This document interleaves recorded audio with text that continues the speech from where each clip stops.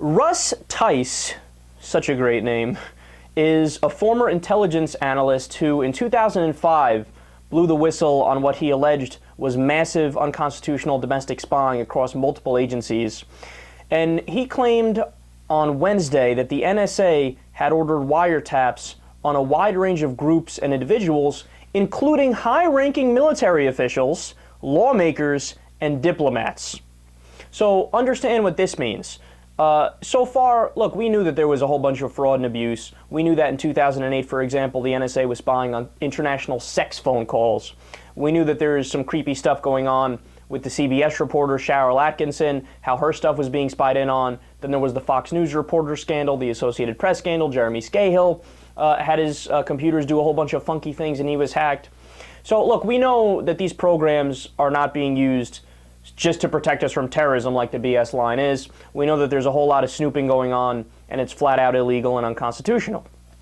Well, this is another revelation that, look, you think the people in power are simply using it to spy on people not in power? No, people in power are using it to spy on people in power. Of course, we're talking about politicians, military officials, like we just said. So the more we learn, the more we realize everybody's being spied on, not just a select group of people. And remember, there was the story the other week that broke too, that in the United Kingdom with the G8 summit, world leaders were there and they were getting spied on. So all around the world. Now, the biggest piece of bombshell news, I almost couldn't believe this when I read it. On the list of people to tap back in the year 2004, let me pause, that sounds kind of dirty. Not tap as in tap that ass. The people to tap as in tap their phones. Barack Obama. Then Senate candidate Barack Obama in 2004, he was on the list of people to do surveillance on back then. You're going to sit there and tell me this program hasn't gone too far? You're going to sit there and tell me this program isn't unconstitutional?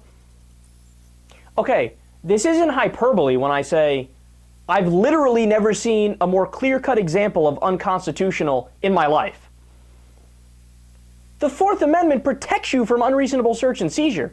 What possible grounds could you have to think Senate candidate Barack Obama, who eventually became the president, he's up to some fishy stuff, that guy. You know, he wants to be a senator, and he's black.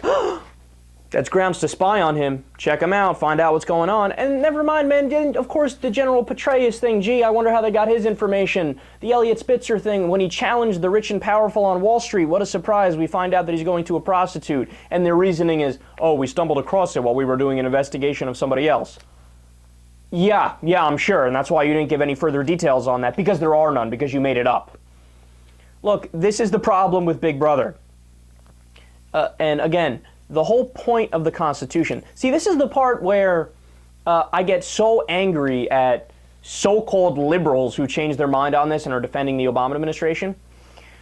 The whole point of the Constitution is that that list of things, the Bill of Rights, the first 10 amendments, they're not debatable.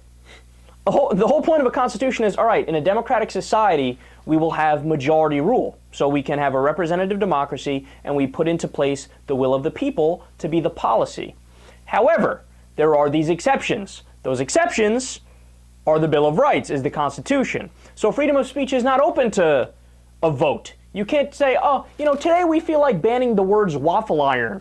So the majority decided to ban it. Or like the flag burning case, you remember that?